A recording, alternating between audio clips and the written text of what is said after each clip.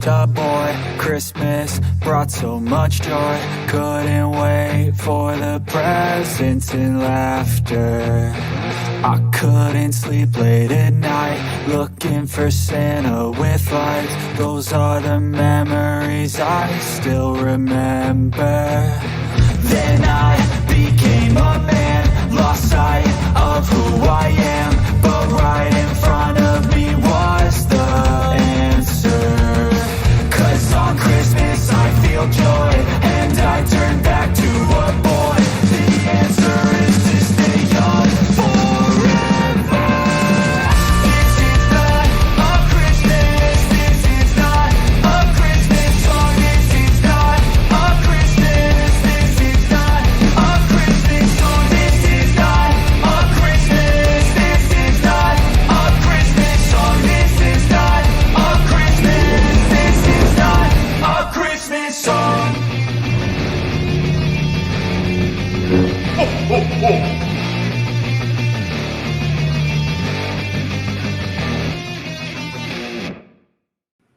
Hello, Star Wars fans. You know, there's 137 days until Christmas 2024. And you know, I looked at the calendar, and I have not live streamed in quite some time. I knew it had been a while, but I haven't live streamed since before my birthday.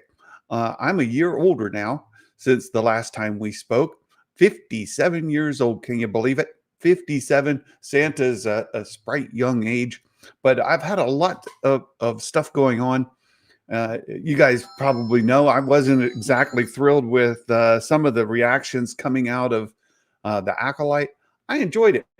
I watched it a couple of times during the season, watched each episode 2 or 3 times as prepared for each live stream. But then once the season was over, I went back and I watched the entire thing, beginning to end. But I rearranged those flashback episodes, 3 and 7, and put them up earlier.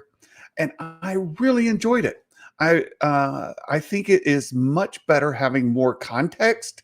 But that's me. A lot of people didn't like it, and if you didn't, that's okay too. I am concerned about the future of Disney Plus live action series. That period of the may be over. We may be done for quite some time. Following that, of course, what's already done. We've got the Acolyte season, the Andor season 2 coming up. Of course, the Skeleton Crew, which we're going to talk about a good bit today, and then we'll have Ahsoka season 2. But you know what? I think after that, there might be none. Absolutely zero. And there's several reasons for it. Jason Ward has been on here before. We've talked about it. It was an experiment. It worked really, really well. We wouldn't have The Mandalorian if it weren't for it. And of course, Disney and Lucasfilm have done tremendously from that series and the technology that came from it. ILM and Stagecraft is being featured in D23. I just watched a video that Matt Risman shared today. They're making money from that. They're leasing it out, and they're still innovating in that front, which is sort of the hallmark of ILM, isn't it? Right? Innovation. And it's something that goes hand in hand with Lucasfilm. So I mentioned that I just catch you guys up on my life a little bit. I know many of you follow, and I get asked from time to time.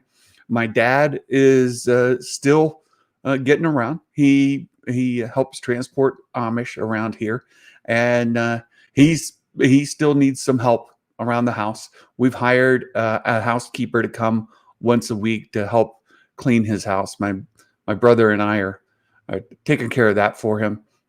But he still needs help beyond that. But he's doing okay relative to everything that's going on. But a big decision's been made. A really, really big decision in our lives have been made. We are going to begin preparations to sell our house. We're going to sell the house that we built. We raised our daughter in, our youngest, our oldest was raised partially in a mobile home, right? In a trailer. We lived in a trailer court, and we raised her a good portion of her life there. We built this house over 20 years ago. We raised our daughters in it, and this is the house we built that was the house of my dreams. It's one that my wife and I planned. We were involved through the whole process, and we bought this property back when we were very, very young. Over 35 years ago, we bought this property, and we built the house 25 years ago about, and we've decided we're going to sell it, and we're going to purchase my dad's property. We're going to buy my brother's out, and we're going to build a new house over there that dad can live in comfortably for the rest of his life, that we can help take care of him and be closer to him when he needs our help. So that's coming up next year. In fact, so next May or June, we want to list the house, and then we're going to begin construction shortly after that. Who knows how long, but you'll see some changes when that comes, and we'll see how that goes. We hosted a Santa Claus school here in Central Ohio. I personally took a financial loss on that, and it took some out of me, just to be honest with you all. There's a lot of things that have been affecting my mental health. Many of you know I struggle with that all the time. I have most of my life, but certainly the financial loss on the Santa school that I incurred, because I was the planner organizer of it. I made many mistakes, but that took a hit. Dealing with some of the online fandom took a hit, and just not being able to be in front of things the way I like to be. So that's why I've been gone. There's been a lot going on here. So it's good to see you guys. Fitz says the new Santa mansion. Yeah, well, we're going to downsize a bit, I think. The house here will be a little bit bigger than the house that we build. But yeah, it'll be the new North Pole castle for Santa. I want to say hi to all of you that are here. Of course, Brandon, hello there. Good to see you, my friend. And Fitz has been here. And I mentioned already Matt Risman. And this guy, I tell you, Matt is fantastic friend. Matt is he's been there. He touches base on it from time to time. He noticed that Santa had been missing. He reached out and said, "Hey, buddy, you okay?" And I appreciate it, Matt. But boy, I was watching EBN's live stream from last night, and Matt hosted a good portion of that. And you know, this guy, he goes and talks about that Ray movie being canceled. You know, hard to argue with the guy, though. He makes some points. He makes some points that are really difficult to answer. And what we'll do is we'll just have to watch to see if that script gets some traction. And Lucasfilm has been guilty, very, very guilty for a few years now of making a lot of announcements that don't come to fruition. And they've gotten a lot of scrutiny, a lot of pushback on that. Rightfully so. I would say rightfully so. We've talked about maybe putting a dashboard, a public facing dashboard where you can see what's going on, but they would have to be transparent with it. Give us the truth. Let us know what's going on. But as many people begin to speculate, a lot of things that have been mothballed, we suspect will never see the light of day. And then they do interviews. Kathleen Kennedy do an interview or whatever and say, "Oh yeah, all that stuff it's still absolutely in the works." Ryan Johnson's trilogy, sure, it's going to happen. Patty Jenkins, Rogue Squadron, yeah, 100%, we're doing it. You're like, when? There's no scripts. Nobody's working on it. There's no what? There's nothing to give any kind of indication, signs of life. We have nothing to go on. We don't believe you. So we'll get into this with D23 announcements here in a little bit. There's three movies that we know are going to come on. Well, at least they're saying. And if those three movies, what are they? When are they? Who's going to be in them? Who's directing? We'll talk about that in just a little bit. Got to say hi to some other folks. The Sabersmith. Hello. This guy here too. And many of you are really anxious to find out what that next animated series might be. And there's some things I know. There's some things that I've known for a very, very long time that I can't talk about, but am hoping that we get some announcements this weekend on the animation front so that we can talk about it. There are things that I know are already done, but nobody has announced that they even exist. So hopefully that announcement will come this weekend, and we'll find out more on the animation front. Yeah. Let's see who else is here.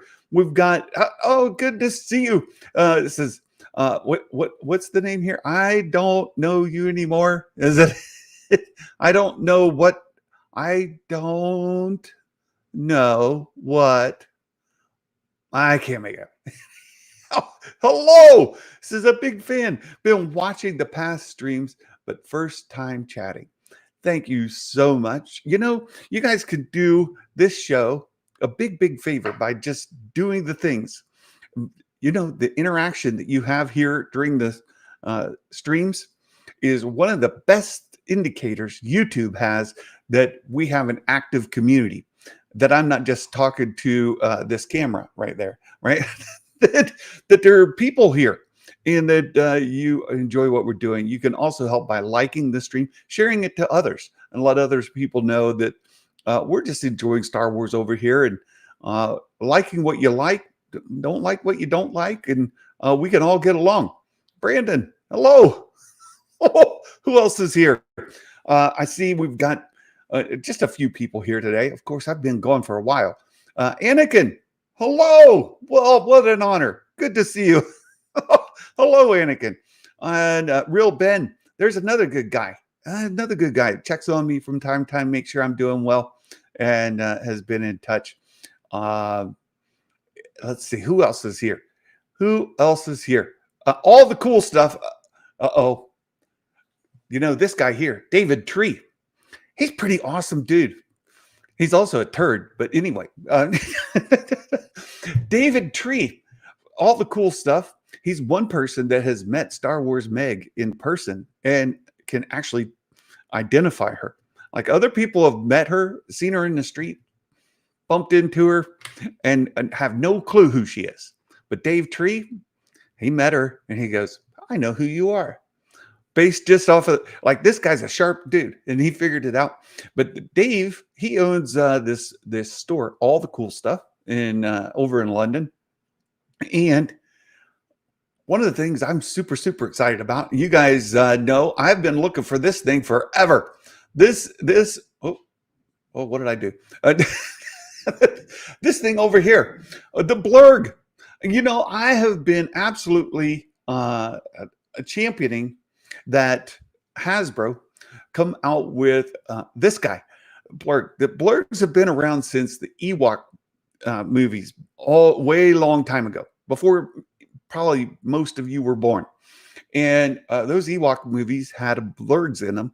And you go animation, almost every single animation series that has aired on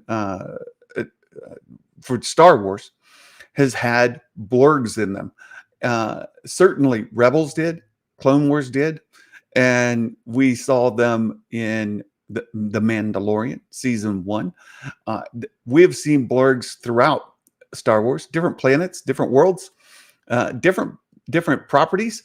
And in this case, they finally releasing a vintage collection scale blurg in the main line.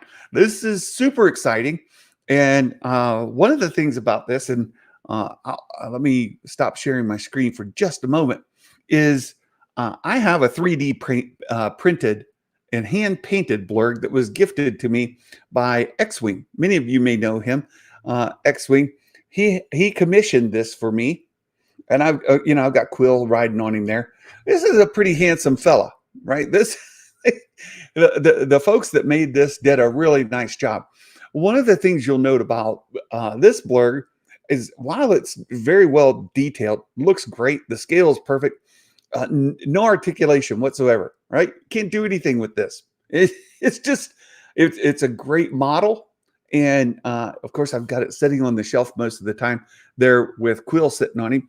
But the blurg that they're releasing, you can see that it's got articulated arms right there.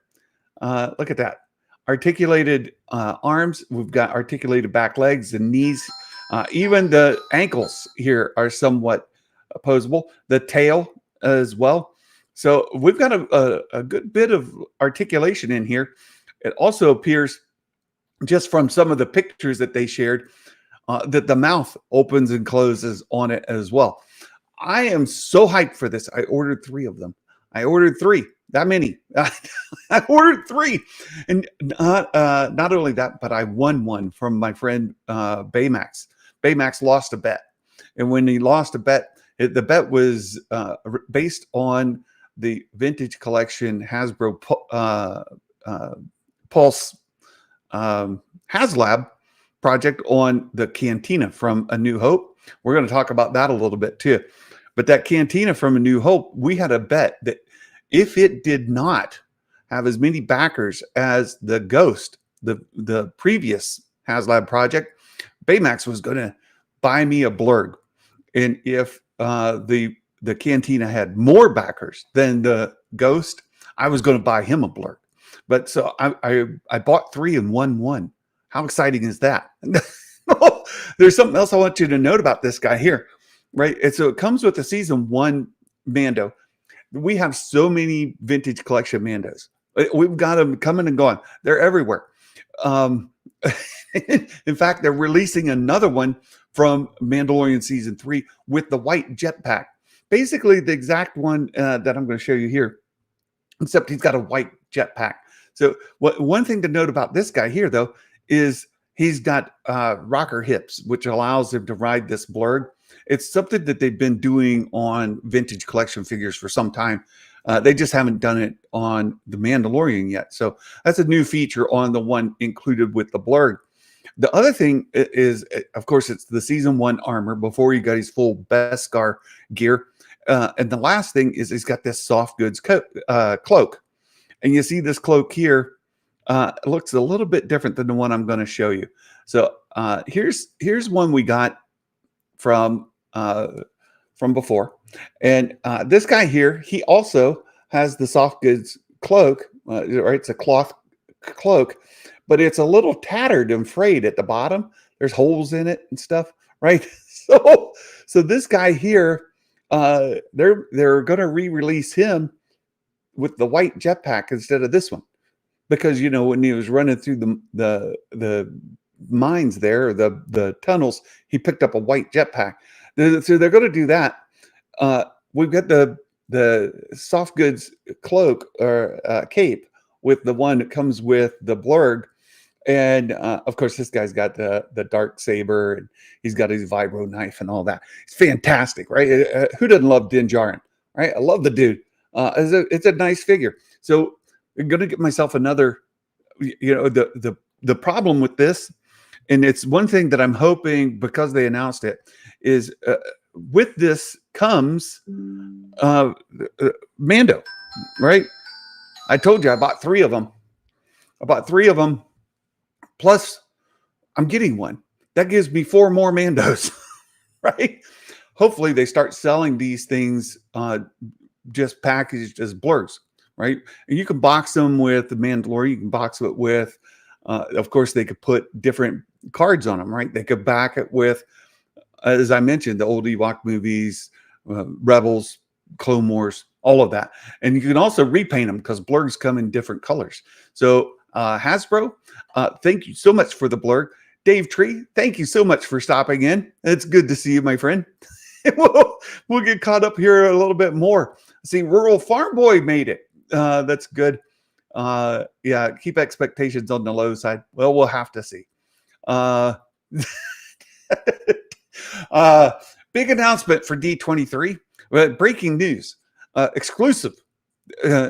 Dave Tree is telling us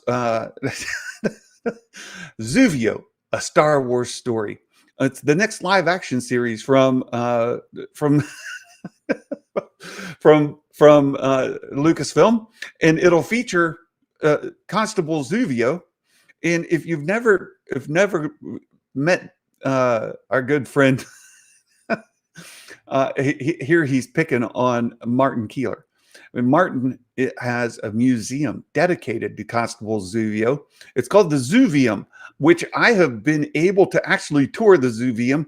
It's a fantastic place where all things Constable Zuvio are, and you should absolutely see that. So here he's picking on that. And the funniest thing about that is Zuvio was really marketed in The Force Awakens, but he barely shows up on screen as the camera pans by. Robert St. Clair, do you think Daisy Ridley's unfortunate news of being diagnosed with Graves' disease will factor the decision on Rey movie, and if it will be pushed back or happen? I'll talk about that in just a little bit, Rob. I have a visitor here in the I have a visitor in the room. Somebody who is all of us look to for our Star Wars news. Sketchcraft vintage blurg, only $225 from HasLab. Comes with plastic boot. Actually, they're less than $70, so it's not too bad. Not too bad. Let's see. Just get caught up with the. There we go. Yeah, he's gonna sing. We're gonna get Sketchcraft singing Zuvio. just to that it's going to be part of the movie. It'll be part of the soundtrack for the Constable Zuvio movie, and that's just to get Phil Collins to do the soundtrack. Will make Bespin and I. There's Bespin Bulletin. How you doing, my friend? I'm good, man. How are you? I'm good. It's good to talk to you. You think Jason Ward will be really excited about a Phil Collins soundtrack on that Constable Zuvio live action series? Of course, yeah. Especially if we get Peter Gabriel involved again. Yeah, of course. So to give you also a little context, I text Jason the other day. We were at Walmart, and they had Peter Gabriel doing some sledgehammer there on the sound system. I was like, yeah, got some. This is great. And so I text Jason, and he shared it with Bespin and gave you both a chuckle. Right, that was great. So Bespin, you did a story just the other day about D23, what might be coming up. You've done several stories that I'd like to just touch base on, because I haven't, as I mentioned, I haven't live streamed in a minute. It's been a while. So I'll go all the way back to my birthday. The article you posted for my birthday. Let me go back up here. Here we go. So this was from Bespin Bulletin on July 22nd. So the Mandalorian and Grogu film time-sensitive scenes, principal photography to begin within 3 weeks. So we're in that time frame now. Principal photography should be starting anytime now. And I just saw a story the other day saying, no, there's been no news if the movie has started filming. I'm like, well, you guys aren't reading, because they did a little bit of filming. Yeah, they did a little bit. This came from Jason, who got this story, and I think he posted it on Threads, and then like we were talking about it, and then I did some digging on like what those time sensitive things could be. Yeah. It could be talent sensitive due to scheduling. and who is the busiest person connected to this thing is Pedro. And yeah, he's a very busy man, but he went back to LA for undisclosed reasons like 2 times, like once in May and once in June. And that, like, if you go back months ago, Jason had heard that something Mando and Grogu related would film in May. And Pedro was there for like around 10 days in LA. I went back in June before he went to The Last of Us to do scenes again there, and then before going to London to do the Fantastic Four. So maybe it's Pedro related. And again, why would you need Pedro? It's just if there's going to be a scene without his helmet. Um, Yeah. I'm not saying that is the case. I'm not saying we know for sure. It's just that's how it sort of aligns from what we've heard. And as for like filming, like, and I'm like, I'd like to have two sources on things, so I don't say anything, unless it is. But again, like you said, we're in that 3-week window that Jason spoke about, and I think it probably is right now. Yeah. Can't say because only you need two sources. At least that's how I work. Yeah. So yeah, I wouldn't be surprised that today or whatever the Lucasfilm confirm is in production. But yeah, I'll Yeah. say that. Yeah. Yeah. That'd be super exciting. And it's probably, let me just touch base on this because I was watching EBN's live stream yesterday, and they were talking about the future of The Mandalorian on Disney Plus. I think this movie marks the end of the Mandalorian series on Disney Plus, just based on what Jason and you have discussed previously. Once it goes from series to movie, I don't know that they would take that as a series back to Disney Plus. Would you agree? Yeah, I think that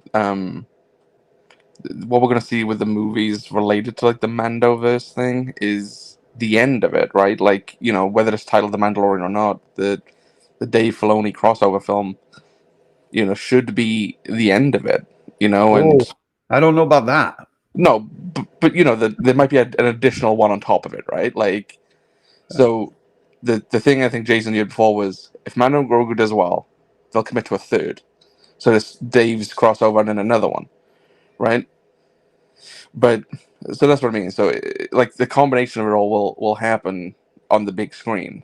Maybe there's like shows related to it that could happen on Disney Plus, but I don't see the Mandalorian just going back to Disney Plus. They know it's a moneymaker for them, Yeah. and they want to try it theatrically. Like, as you know, I don't think it's super expensive. I think it's about around the budget of a season, which I said months ago. And I believe that still is the case. They get a bit of a tax break too for it, but yeah, Yeah. they can make like solo money and be profitable. So Exactly. I think so too. And the term that people I think heard is that it was going to be the culmination of all these Mandoverse shows was going to come about in that crossover movie. Culmination doesn't mean conclusion, right? So what I do think is they'll pull all the pieces together. So you'll get Mandalorian, you'll get maybe Boba Fett, maybe. You'll get all the different things that are surrounding it. Ahsoka. You can go back to Bo-Katan and the Mandalorians that are being established on Mandalore. Certainly Thrawn. Everything going on in that whole space. Everything they're setting up is going to come together into the movie. And you'll see all of it culminate in the movie, but you won't see it terminate in the movie, right? It won't conclude. It'll continue past that. I believe the movie will be this big event, but then we'll have, I think you're just saying it could result in 2 or 3 movies. We could have a trilogy of Mando movies.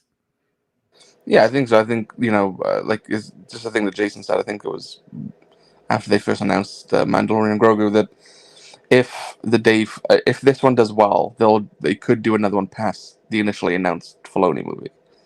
Yeah. And then again, you could just have, looking at how like Disney Plus the Star Wars shows have performed, like the latest one, The Hmm. Acolyte. They'd be Yeah. smart to like visit a thing that brings them viewership. So if you can do something still within the Mandoverse tied to the movies or whatever, like it probably will bring them viewers, which is what they obviously need and Yeah. want. So yeah, you know, uh, they'd be silly, I think, to let it go fully. If it is successful, if it isn't, then that's another case. But you'd imagine it does fairly well. You know, Yeah. um, Yeah. even if It- it's not by yeah. the usual Star Wars terms of like doing well, but I think it'd do well. Well, it has a large cultural appeal outside of Mm, just Star Wars fans, right? And we'll get to this in just a moment. There's a couple other things, but just to catch up on the other news till we get to D23, is you shared this just on the 24th. Mandalorian and Grogu set photos confirm a return to Navarro. And mm-hmm, again, I think this was based on some photos that Jason took mm-hmm. out there in Yeah, Southern California, and it looks very Navarro-ish. And I would expect this is sort of like water is wet a little bit. right. Um, Yeah, Mando lives there, so it should be there. Um, yeah, yeah, not that it needs anything else, but I asked if this is Navarro, and like I was told, yeah, they are filming Navarro stuff.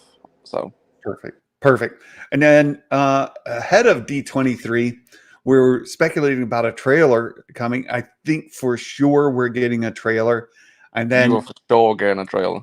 Yes. yeah, and then there's this article, what to expect from D23. So we're gonna jump into this article in just a moment, but I want to share a couple of the other images here that I took just to help with the discussion. Oh, there's this that says, and this was from the Disney investor meeting the other day, Hmm. and you shared in a Discord chat with us, Jason and Meg, myself, Baymax, some stuff, but you never published it in a story. I was like, dude, where's the story? But we'll talk about that a little bit. But in the investor meeting, there's they plainly put on here 3 Star Wars films coming in 2026 and 2027, including The Mandalorian and Grogu. So Hmm. that's sort of the headline on it.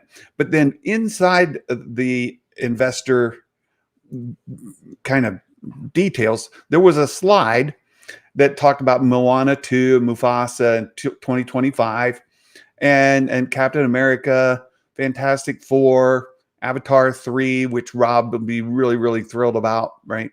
But and then in 2026, here, we're looking forward to an Avengers Doomsday, a new Star Wars, a being singular, we're going to break this down a little bit, a new Star Wars movie featuring The Mandalorian and Grogu and Toy Story 5.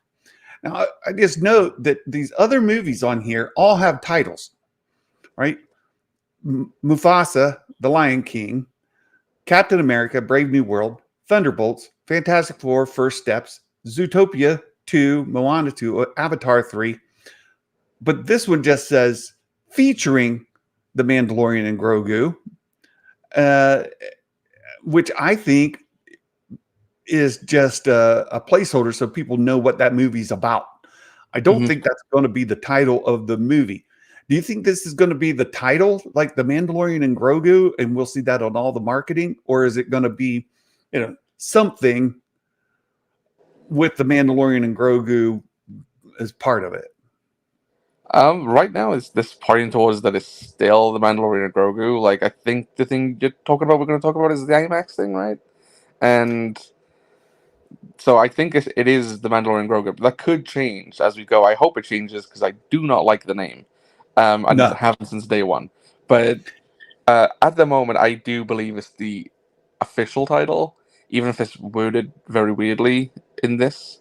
But yeah, I think it is the Mandalorian Grogu, though I wish they changed it. Yeah, I think so too.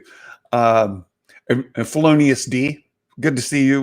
One of Rob's alter personalities, Felonious D. I can't do the voice like he can, but you guys watch Felonious D in the chat. Rob's absolutely hilarious, and his Dave Filoni personality, Felonious D, right there, it's absolutely fantastic. But I point out here that in this story, it talks about a new movie in 2026.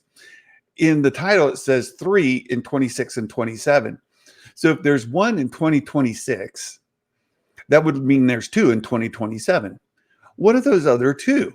Well, and this is what I am going to talk about, and you, I think, alluded to. There was an interview with Sean Levy. Have you seen this interview? Yes, I have seen it. Yeah. Perfect.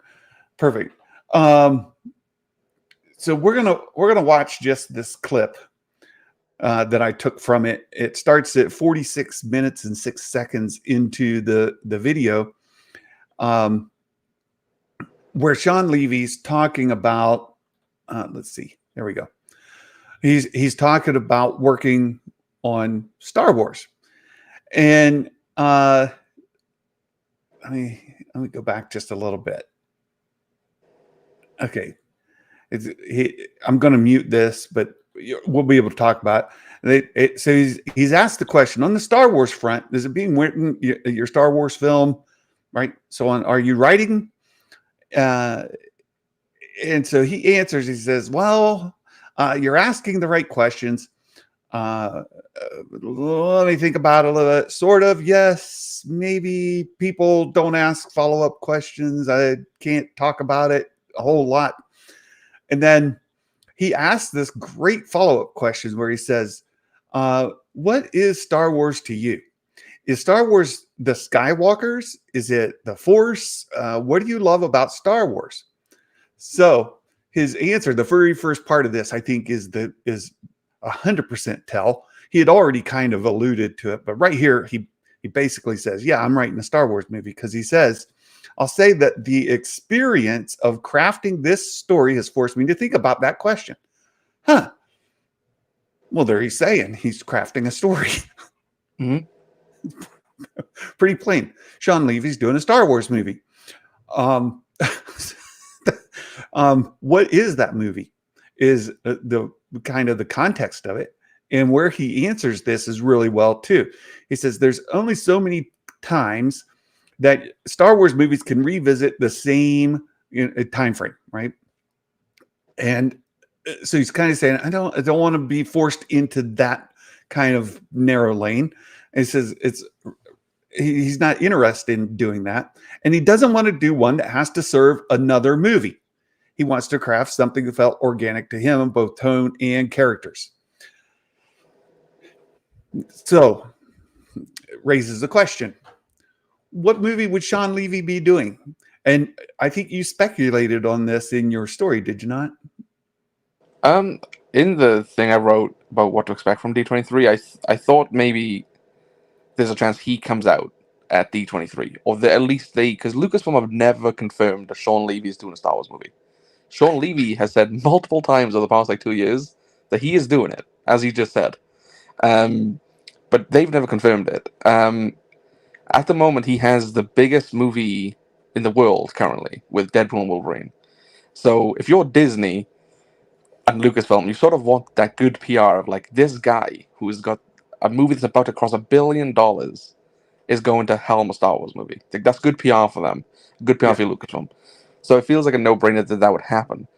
I don't know if he would take one of those untitled Star Wars movie slots that they still have. Maybe he seems to be advancing. Obviously, they brought on Jonathan Tropper, who he's worked with in the past, to work on this movie now, with him a couple months ago. So I think there's a chance. But the interesting thing about Levy is early in the year, it was rumored that Rey was part of his movie.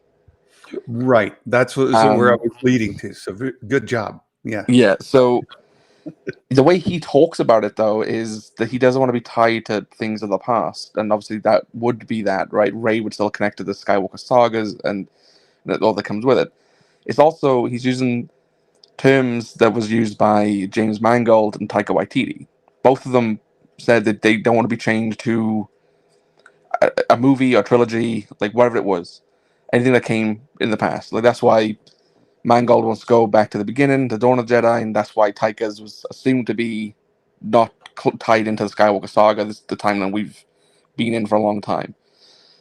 Sean Levy seems to be implying the same, which makes me think it might be more original. But then again, the Rey rumor came from Jeff Snyder. It's not like it came from, moviefart.org or something. It came from Jeff Snyder, who's pretty reliable. So I don't know, unless Rey's like a bit part player in it. I doubt she'd be a lead. When he's asked as well, like, are you writing with an actor in mind? My immediate alarm bells went off of like, oh no, not Ryan Reynolds, please. And then, Well, that's the obvious one, right? yeah, and then the other thing is that he was like, don't ask any follow-up questions, and I was like, well, Rey was rumored. Like, is that the please don't ask a follow-up? Like, if you're writing with an actor in mind, you're writing with Daisy Ridley in mind. I don't Yeah. know. What are you doing? What are you doing next Friday? Maybe that'd be a good question. Yeah, that would have been a great question. I think you might be onto it. I of the surprises, I've been told there are some big surprises coming tonight, tomorrow morning for you. But like, how do you feel about that? 2 a.m., like 3 a.m. That's fine. That's fine for me. I've my football team's been in preseason. That's been in the US, so I've been watching the football matches 3 a.m. my time, like last few days. So I'm happy to do so. By the way, Arsenal and who are they playing? Arsenal and somebody. They're playing right here in Columbus, Ohio, this weekend. Yeah, Arsenal's not my team, by the way, but yeah. Well, who's your team? Manchester United. Oh, I think. Hold on a second. They have playing? Been in. No, they're back. They're back in the UK. Columbus, Ohio. Let's see. Oh, Chelsea. That's the Azatru's team. No. Yeah, Manchester City versus Chelsea. Mm-hmm. Yeah. In fact, it was last weekend. Yeah. Chelsea lost. Yeah, Manchester and Chelsea. That's who. Neither here nor there, but it's your football in my city. Yeah. So there you go. So Sean Levy tonight, I fully expect to see him. I hope, not expect. I hope to see him. And I think that's not an unreasonable speculation. When we talk about things that we know and things that we can speculate on and speculate reasonably, responsibly, this is an absolutely responsible and reasonable speculation that Sean Levy will come out. We just saw the interview where he definitively says, yeah, I'm writing a Star Wars movie, without saying, yeah, I'm right. I mean, how else can you read what he's saying? Like, well, yeah, I'm writing this story and it's made me think about this thing. And like, well, okay, so you're writing a story. So I think that'll be tonight. We'll maybe find out some context. There have been a lot of speculation that his movie would be based around the post Rise of Skywalker timeframe with Rey in some capacity, and I'm not exactly sure. Right, so we'll have to see where that is set, maybe who it would feature. There's other things here. First, Mike Porter says, I've been sort of good all year. Well, maybe just since breakfast. But how many days until Christmas? Well, we said that at the front of the show. It's just 137 days until Christmas Eve. This is how many days until college football? Well, that is the big question. I've got my Ohio State shirt on right now because college football American football is my second love. Absolutely love college football. And how many days till Star Wars in theaters?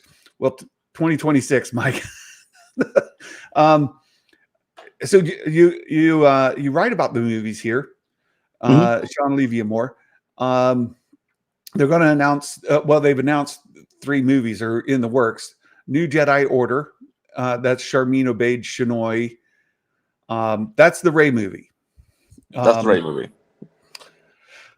which I reported like a month ago, or whatever it was, that is removed from the shooting calendar at Pinewood for this year. It was removed.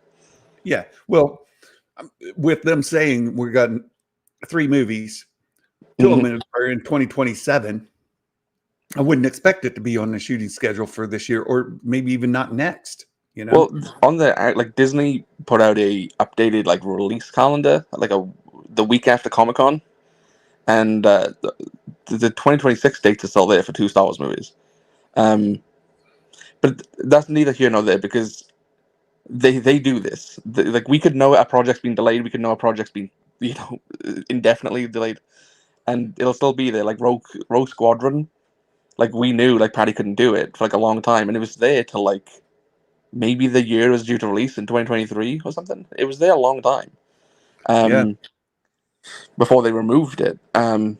So yeah, even if something isn't aiming for that date, and again, I really think it's a mistake releasing in December 2026, the Rey movie or any movie. Yeah, they wouldn't need to tell us yet. Yeah. Anyway. Well, I just go back to that the where he says there's a movie in a Star Wars movie in 2026 featuring Mando and Grogu. So that's to me. Yeah, the IMAX thing, for example, the Mandalorian, IMAX have their massive slate that of things that's been committed, and Mandalorian Grogu's there for May 2026. They haven't got anything in there for the Star Wars one in December 2026. Dune 3 is taking the IMAX theaters on that release week, which is the same week as the untitled Star Wars movie, and that could mean something. That could mean nothing. They could have a deal to have the Star Wars movie in IMAX theaters shortly after the Dune run, that happened with Barbie, which was one of the biggest movies of last year. It went in after Mission Impossible, even though it was released before. So that could happen, but I don't know. I don't think they. And that's the thing. Lucasfilm have never committed to what the other 2 movies are on the schedule, and we're now only 2 years away from it. So I think that they should at least give us an update on it, and it could be fluid. I don't know. I think they purposely don't give us the titles there because they don't know themselves. They just want a Star Wars movie there. Yeah. The May 2026 movie was supposed to be Rey. That was that movie. Before Mando and Grogu got transformed from a season to a film, Rey was May 2026. And that wasn't feasible. That you couldn't do that with all the writer strikes that happened and everything. It needed a delay. # Rey delay that the chat loves. But yeah. December 2026. And again, it's how confident are we are that? It seems to be more progress on other things. Sean Levy's is progressing. And I think it was around the time of the strikes I said, I think it was probably on this show, that they love him at Disney and Lucasfilm, Sean Levy. Yeah. They are so confident in that movie happening and that he is the right guy. So you just touched base on some very, very important things. And as much as it annoys me, it makes me angry. But because Matt Risman, it just feeds that guy. And that guy's, he's a problem. But they said 3 movies in 2027. We know one of them features Mando Grogu. That leaves 2 more. We as you have in your article here, you have the New Jedi Order by Charmin. Right, this is the Rey movie. Yeah. Dawn of the Jedi, James Mangold, and the Mandoverse, Dave Filoni. 3 movies, but 4, right? So we've got Ray movie, Levy, Mangold, Filoni. Yeah. And 3, Mandarin Grogu. 5, 4. Which one doesn't make the schedule?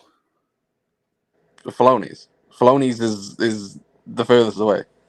Filoni's is like 28, 29. It's the furthest away. Uh-huh. Now you make me happy. Right. Because the way it was always looked at was that it was going to be Mando and Grogu, Rey, Dawn of the Jedi. It was that 3. I don't know if that's obviously Mando and Grogu still first, but the other 2 I don't know. Like Sean Levy could pick up steam and could develop faster than the others and get to the point. The Mandalorian Grogu wasn't a movie they had planned. A year ago, the Mandalorian Grogu was not a movie. It was a TV show. Like, things can develop fast, especially if there's momentum, and Sean Levy has momentum. And I don't know, the Rey movie, like, there's been issues and, getting the script exactly how they want it. And I'm not saying that's a bad thing. They want to get it right. So, I don't know, they could bring on an additional writer, which is being rumored, and whatever else, but yeah, I don't know. Daisy still hasn't read a script. She keeps saying every month, I'm going to read it soon. I'm going to read it next month. And then you get to the next month, it's like, I'm going to read it soon. Like, so. Yeah. Well, it's. Do you think, if maybe put odds on it, what are the chances that we get some sort of concrete announcement about the Rey movie tomorrow morning? I'd imagine it's small. I feel like tonight is Skeleton Crew's the big one because it's the next release. Mandalorian Grogu, I think that's the next theatrical release. So I think they'll push the dance like, hey, this is in production. This is real. Like, after so many false dawns, we are here. And maybe like the Levy thing. Just from the movie front. So on the movie front, you think Levy's movie will be the only announcement tonight? Just that I think they would confirm that he's working on a Star Wars movie. I don't think they'll be like, hey, it's releasing in 2027 or anything. But maybe, I don't know. With the Rey movie, I just don't see what sort of update they will give us. Like, considering the condition that they're in and the development stage that they're in. Is there a John Boyega watch? Did anybody know his whereabouts right now? Is John Boyega in Southern California by any chance? See, yeah, I don't know. Like, just saying. It's sort of like, yeah, maybe we, I don't know, but yeah, I mean, people are tracking. What's her name? Like Taylor Swift, right? They're tracking her airplane across the ocean. So, somebody needs to be tracking John Boyega. Tell us where the man is. I need to know right now. Not like, where was he yesterday? I need to know, is he in Southern California right now? That would be helpful. Or on a plane across the, ocean. He's on his way. I don't know. Same with Sean Levy, right? Where are their whereabouts? Where's their location? Because the movie news is sounding like, well, we're going to talk a lot about the Disney Plus series in perhaps animation. I just wanted to kind of close out the movie stuff before we get onto that. Sounds like maybe the only thing we might get is the Levy announcement. Levy, however you say his name, Sean Levy. Yeah, and again, even that speculation. Like, if me and you were running this company, we'd be like, hey, this movie is doing really well. We have this man working on a Star Wars movie. Like, this is good PR for us. Like, just announce him. Like, I would do it, but Lucasfilm has also done some very silly things, so maybe they'll miss this one. Yeah, but yeah, I don't know. But again, I think they'll say today that Mandalorian Grogu is in production. I think they will say it. Like, that'll reassure Star Wars fans as well. Yeah. Right. That'd be good. That'd be good. We have a super chat, $10 super chat from Mumbo Jimbo. Thank you, my friend. Oh, thank you. He says, ho, ho, hello there. So happy to have Santa Bespin back, just recovering from COVID. Oh, no. Oh, COVID. That's still going around. We have Olympians over in Paris contracting COVID during the games as well. So this stream is making my day.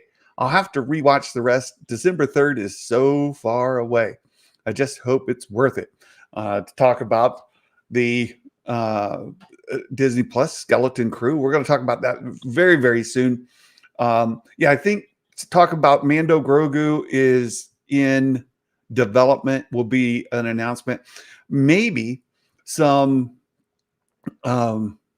photos of people milling around a set, right? You like get actors and stuff. You get a set, you see all the set equipment and people milling about, drinking their coffee, laughing, having a good time. Maybe something like that, but that'd be about it. It could just be a little teaser. It could just be like 20 seconds of some sort of footage, and at the end it says now in production. Like they could do something like that. Like if you look at the Comic-Con stuff, which for Marvel, they had a 2-minute trailer of test footage for Fantastic Four. Like it wasn't then started filming; they just had test footage. So they could pull something small off like that, I'd imagine. Yeah, I would imagine as well. All right, so I think that was the end of your story was about the movies. No, all right, you've got news of a Disney Plus series. I'm gonna save Skeleton Crew because there's a lot to talk about Skeleton Crew. Yeah. But just to kind of hit some of the things. And the question says, could we get any kind of Andor trailer at D23? I'm going to answer first and say no, not a trailer. Again, we could get some footage, I would think, but way, way, way too early. And you don't want to suck any oxygen out of the room for Skeleton Crew, right? What do you think? No, I think the opposite. I think they will show an Andor trailer for those in the room. I don't think it goes online. They did it last year at Celebration. They showed a trailer for Andor, and I think they'll do the same again. Just to because right now that we talked about it the last time I think we did a show that TV show side of things is pretty light. Yeah. So for their next year, they could say, hey, because Andor, I believe, is coming out fairly early, and I'm not saying it's February or anything. Just somewhat early, right? To say hey, we got Skeleton Crew, Andor, and that's our next things, and here's a glimpse of them. It's confidence. It's confidence for those in attendance. Confidence for those people to write about. Andor is a critical hit. So it has some prestige. You could do something in the Mandoverse with Skeleton Crew, then you go into Andor and having quote unquote prestige, right, being shown. So the follow-up question to that is will they release it out to YouTube and the general public? No. It would just be for those in the room. Because they did it they did it last year at Celebration. They showed off obviously Ahsoka, which went public as soon as they showed it, everybody online had it. And then they did Skeleton Crew, Andor, and the Acolyte. And then they did the Disney Upfront event. I think it was in May or June last year, and they also showed trailers again there, which again didn't go to the public. It was just for those in attendance. Yeah. So I think they could do the same here, which is here's a glimpse of Andor, just exclusively for you who are here. But Skeleton Crew is a different case because that's their next show. But Andor, they could show something there in the room. Ahsoka season 2, from what we understand, Dave is in the writing process in it. So he's not even done writing it, which goes to your point about the Dave movie. That thing is so far out, it's not even funny, right? He's got other things to get done first. And this Ahsoka season 2 comes before he'll start doing that. And we're looking at Ahsoka season 2 being still a ways off, probably a 2026 series. Yeah, it looks like it's a 2026 series. Yeah. So 2025 then is Andor 2. 2024 we've got Skeleton Crew coming in. And then you raise about the Acolyte season 2, and then Mhm. also any new series. Talking about a live action series, it is my opinion that following Ahsoka season 2, there will be a hiatus on live action series for the foreseeable future. I do not think we will get another live action series for Star Wars following Ahsoka 2 again for the foreseeable future. Perhaps someday, but not anytime soon. What do you think? Well, yeah, we know for the next 2 years, right? We know what we're getting. So I think if it is another TV show, it's not till 2027. It's not from 3 years from now. Um, and you'd imagine they are working on things. They still want to make Star Wars content for Disney Plus live action. They just don't want to make as much of it because it's very costly. So I think they'll still do a TV show. I just don't think here will be where they announce it properly. Like they got D20 Star Wars Celebration next year, and that's in Japan. They want to make a really big deal there. It's a Star Wars centric event. Obviously, it's not just D23. They have to have new things to be announced there because everything they announced at D23 Celebration last year haven't really come to fruition yet. Like the 3 movies they announced, they wouldn't have been released. There wouldn't have been any real progress on them. Mandalorian Grogu would have finished filming by that point. And they would show an Andor trailer maybe, like, or if Andor is out or not at that point.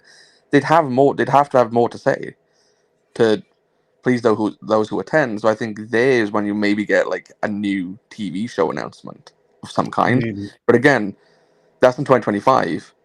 You probably won't see that on the screen until 2027, and even then, that's just one show. So I don't know. And then it's also like how many TV shows do they want to commit to if they're releasing theatrically? Right.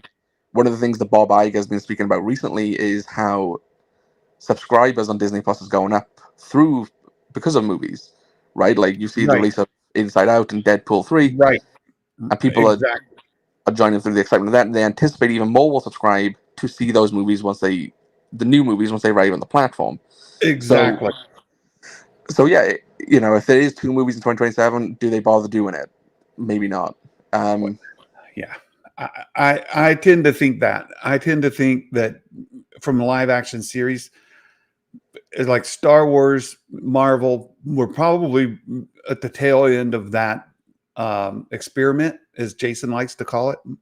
And we'll have to reinvent it as something down the road. But we've got movies in the pipeline across both of those IPs, and certainly within Disney's IP itself, that'll be part of the D23. So we'll have to see how it all shakes out. The other point before we finally get to the Skeleton Crew, I've been holding it at the end of the string there. Animated series. I do expect to hear some updates on animated series. There's one specifically that I know about that has not been announced. I think you know about it too. It's not been announced. I think we think about the same one, right? I think so. Yeah, Yeah. it's definitely the same one. So we don't need to say any more because there is at least one person listening who's dying for us to say it. But we'll see if it comes. Do you think they're going to announce that tonight? It's been done, from what I understand, right? I don't know what they are in the process of any of the animated shows. Obviously, we saw recently that they had job listings, right, to continue work on one of them. So yeah, I assume we're gonna get some animation announcements. I think Marvel also doing some animation announcements as well. So it all makes sense. Yeah, I'd expect something. If like it'd be weird not to do it now because I think one of those shows is supposed to come out next year, maybe. But yeah. So from a speculation standpoint, are we going to get any more seasons of Visions? Do you think? Have they commented on Visions at all after the second batch of episodes? Have they said anything? Because I haven't heard anything. Yeah, I don't know. I like the Visions, so I would hope that they continue. But we knew fairly shortly after, right after the first season, that there was more. So I don't know. Maybe there's more Visions, but I don't know. I feel like we're gonna get like like I'm not saying today, but in general, I think we might get more Tales stuff. Well, and so that's what I'm just saying. Like Visions, to me, that's a fun thing that they just let other studios, animation studios around the world, kind of play with the IP to come up with whatever they want. And I can't see any reason to not do more, right? Like you're just letting them do these short animation stories. So I would expect that we'll get more seasons of Visions. When? I don't know. But I certainly don't think that is done. And as you just mentioned, Tales of, we've had 2 seasons of Tales of, right? We had Tales of the Jedi, Tales of the Empire. I certainly hope we get more seasons of Tales of, and I've been saying for a long time that I think that they could blow that out into a full-blown feature-length, animated series where maybe you get 3 episodes a week on a particular aspect, right? Tales of the Empire, Tales of the Sith, Tales of the Jedi, Tales of the Mercenaries, Tales of the Pirates, whatever. Just keep going and keep going and keep going. And you could put together an entire season. I don't think they're going to do that, but that would be easy. But I do think or at least I hope we get more seasons of Tales of. Let me put it that way. And I think we will. And then beyond that, what about another series, like a legit series, like Rebels or?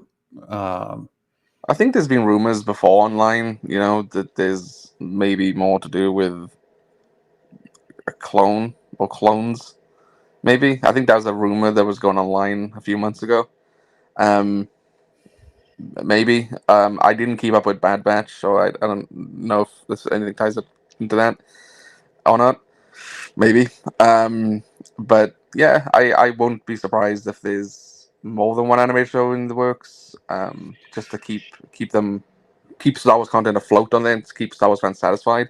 Because the Star Wars fans who tune into the animated shows are like the hardcore Star Wars fans. They're the ones who are always going to be there and they need to be serviced, because I cancelled my Disney Plus subscription recently because there's nothing on there for me, like, to keep coming, right? Like, we have to wait till December 3rd for Skeleton Crew. But if they had like new Star Wars content releasing, that'll encourage people to stay, which is their primary focus these days with their streaming services, not to gain subscribers. It's just to retain what they already have, right? And if you're a Star Wars fan and you're only getting Andor next year, why would you pay for another 10 months of the year to Disney Plus? Yeah. If that's the only content you're consuming on Disney Plus, then absolutely, there's no reason. The platform has to bring more to the table that would make you still want to keep it, right? And I know they're doing a $2 increase later, but they're going to include like ABC News live streaming and some other stuff. And they just recently did a partnership with Max, with HBO, where you can bundle that. That's a better deal that's not HBO Max isn't a thing in the UK. But if I was in America, like, the Hulu Max Disney Plus deal is the better deal, even with the ads. That's what I would recommend, because you have a plethora of content, and Max, at least for me, they are putting out a lot of. I would stay subscribed for a year because based off of their roadmap, but as Disney Plus, I'm like, what? Like, I'm gonna come for Skeleton Crew and Andor, and then like Daredevil, maybe. Like the other Marvel shows don't look very good. So yeah, and then I think but that's Disney's whole thing, is trying to retain subscribers. If you want to retain Star Wars fans, the hardcore Star Wars fans, commit to animation. Give them some series. Give them Visions. Give them Tales. Give them a brand new show. Maybe the ones we've heard about. So well, Meg did an interview with the voice actress for Asajj Ventress, Hmm. and she basically told Meg that she's working on, another series that Asajj will be a part of. And Hmm. Meg pushed her then about Quinlan Voss being in it, and she hedged on it, but said, stay tuned. So it's possible we could get something, but we don't know the scope. Is it, a 3-part Tales that includes Asajj Right. in it, or Yeah. is it some sort of series that's wedged between um, uh, the Bad Batch and Kenobi? I just don't know. Does it Mm. follow the Kenobi series with the path, and all of that? We just don't know. So it's really difficult to say. And Real Ben said D. Bradley Baker implied there could be more series for Commander Cody and some other clones in an interview several months ago. Yeah, we just don't know if that's going to be it. We don't know yet Asajj's full story arc. And would she be alive in the Mandoverse era? Is she dead? We don't know. Um, and could it be something set after Return of the Jedi, which is something I would love to see, but um, from a full-blown animated series. And I think that's an easy win if Lucasfilm would do a full-blown animated series following Return of the Jedi, featuring Luke and Han and Leia and Chewie, R2, C3PO. That would just be fantastic. There's a ton of story to be told between Return of the Jedi and The Force Awakens. And why not? I think that would be wonderful, but it doesn't seem that that's on the plate yet. If I were to wager about Mm. the next blown series, and I have no information on this, you guys. This is just me. I would say it's probably the former, what we were talking about being sometime between the Bad Batch and say A New Hope, somewhere in Mm. there. Yeah, they love playing in that ballpark. Like Lucasfilm Yeah. always want to stay relatively close to the original trilogy. To my annoyance, because I would love for the that's what excites me about the Taika movie or the Levy movie or whatever is that they would go to a new place with new characters because it's such a big universe, right? And they keep it so small, Yeah. especially in recent years. So, Yeah. but yeah, the safe bet would be between Bad Batch and like A New Hope because they love playing in that ballpark, even on the Yeah. video game side of things. It's always the same time. Yeah. Yeah. All right. So we've pushed it out as far as I think we can push it out. At this point, there's this is what's going to be getting all the attention. It's going to be uh, looking at the Skeleton Crew, and there's this wonderful picture here of some of the cast that they have out at D23. People are already filming it, and we're getting lots of content on different social media concerning this. I want to start with the dude way over here on the left and go back to that HasLab project, that the cantina. There was an unlock level that was not fulfilled that include the Wolfman that you see in A New Hope, that is the same species. And if you saw Meg's video today, I think she nailed it. Like, this is the same species, the same animal, guy, whatever character type species that we saw in A New Hope. Which hopefully then for the people who got the cantina, they'll still just go ahead and release this guy because he was not unlocked as a tier and he's a missing character out of the cantina scene. And we didn't have enough backers to unlock him. So maybe you'll get him in a Skeleton Crew release down the road. If Skeleton Crew does well enough that Hasbro invest in tooling them, right? So you got this guy. We got our three-eyed horse face guy, right? These all, by the way, I know that these species have names, but we have people like my brother who have told me you use way too much insider talk, right? So I try to keep this like for just average people who are watching. Like if I say the species name, you're not going to know who I'm talking about. But if I say, yeah, it's the Wolfman guy over there, right? It's the Wolfman over here. You're going to know who I'm talking about. The three-eyed horse guy. Yeah, you're going to know who I'm talking about. So I'll do it that way. Um, we've got those, and then also then the guy we saw uh, from Mandalorian. Mandalorian season 3. Mm-hmm. So a pirate, fully pirate here. Meg pointed out how they've got the pistols in their belts and stuff like that. It's just absolutely fantastic. And then we've got this droid. One of these is not like the others. So these three apparently are pirates that are, we'll say, bad guys. The droid over here on the far right is one that helps with the lead character. He's going to be involved with the good guys. Yeah. The fun thing about this guy is there's some other pictures about him. He is fully pirate. He's got the peg leg down here, which I think is brilliant. I absolutely love it. His name is also like SM3 or something, right? Something, yeah. It's like SM33 or something. And going off of the pirate theme, could his name be Smee? Like Oh, Smee the pirate? Smee. Yeah. Oh, perfect. Yes. Just like L3 3T, right? Leet. Yeah. So he could be Shmee.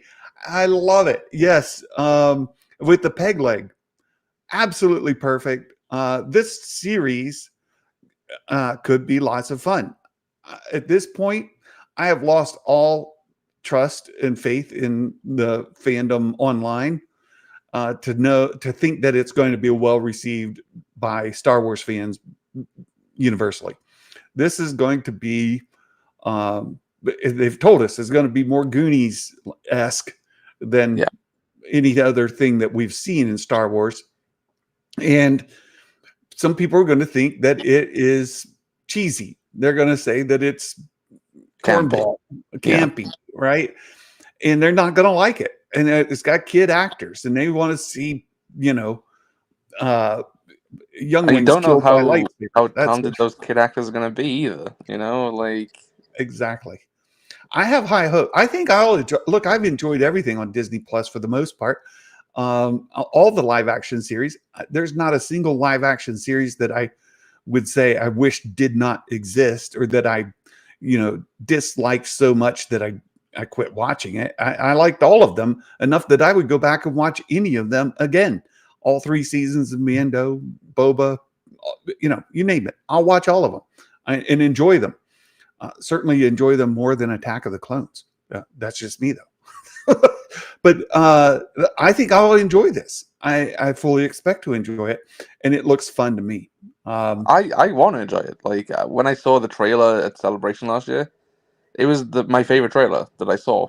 More than Ahsoka, more than Acolyte, more than the Andor trailer was like hardly anything because they'd only been in production like a few months. But this was the best trailer easily. And the amount of talent that they have on it, like in terms of the directors, like it's incredible. Like John Watts, the Daniels, David Lowery, Lee Isaac Chung, like they have some fantastic directors on this. I for like a long time didn't hear positive things on it, which is very disappointing. But again, that's not my opinion. That's other people's. So, right. and I know Jason's heard the same from like different people, but again, we I don't know, we heard Lucasfilm were really confident in the Acolyte, and right. I know people like it, but the response to it was not exactly what they expected. So this could still be good. Disney, John Watts is a co-creator of this, and he, has directed a few episodes. Obviously he did all 3 of the Marvel, Sony, Spider-Man movies. He's just got a first look deal with Disney. They've given him a first look deal for something. They've seen something from that guy that they're like, he needs to deal with us, And yeah. his next project his next project is Skeleton Crew, which is obviously under the Disney umbrella. So they have confidence with him from somewhere. Yeah. Well, look, let's hope that this picks up like Stranger Things did, and it gets 4 seasons. That'd be great. Um, I, I would love it, um, especially if we can get fans excited about it. I just have, and I'm glad you mentioned this because you and Jason both have heard similar things that I have heard, and that we also saw John Roca said. Like, there are folks in Lucasfilm who aren't who have been struggling with this series in one way or another, right? I mean, I trust like what we say more than what John Roca says, but like, Yeah, I'm just saying, like, yeah, no, like all three of us, like, but it's exactly, exactly. And I look, I've heard that there were problems, and I've also seen very positive things about it. But at the same time, when I say that I've lost trust in the fandom accepting it, and I think that this is going to be received, and I've said I'm just go back on record as saying I could see the Twitterverse, the typical YouTube channels yeah. going in harder on this than they did the Acolyte, because I don't think so. well, that's my opinion. Yeah, And they'll go hard on it though, but like because well, they got to grift, right? You got to make some money, but yeah, and part of it is just my own personal opinion of where the fandom has gone on social media, and as you just said, right, with the grift.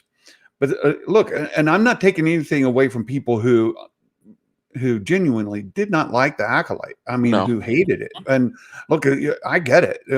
Not every flavor of ice cream is everybody's favorite.